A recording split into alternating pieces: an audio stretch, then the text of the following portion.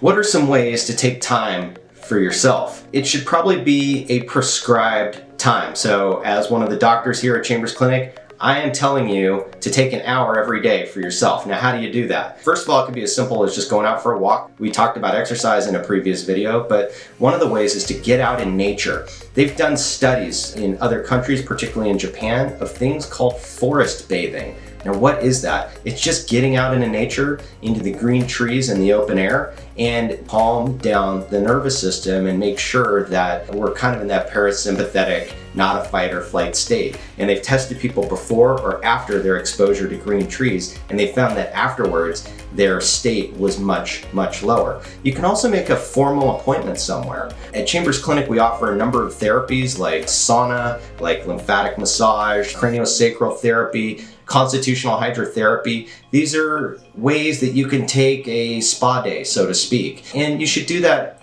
every once in a while for yourself, if not like once a week. So let's talk about these. Sauna. What is so great about sitting in a bunch of hot air for 20, 30, 40 minutes? Well, sweat is one of the greatest ways to detox our bodies. Toxins create kind of a subtle inflammation and a subtle stress to the body. So if we're moving things out more quickly through sweat, it's a really beneficial activity for the body. The other thing is that in our fat, we have something called heat shock proteins and cold shock proteins. When those heat shock proteins get hit by the heat of the sauna, it activates fat burning and it activates the mobilization of toxins. Second, massage. This is the most traditional way to go get a spa day, right? Most people these days who sit at the desk are sore up and through the traps and the neck. So to get all of that crepitus and hardness kind of worked out of the muscle to make it supple and kind of get it back to its original form, to stretch it out, is really, really important, because over time what ends up happening, those muscles tighten and tighten and tighten, and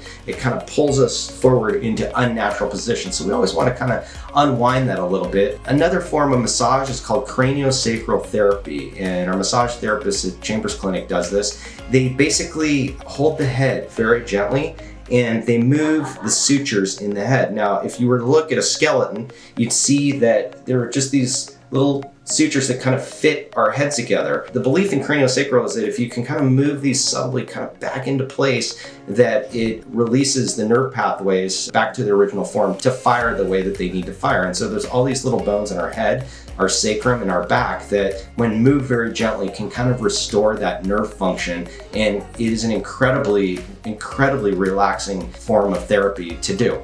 And finally, we'll talk about constitutional hydrotherapy.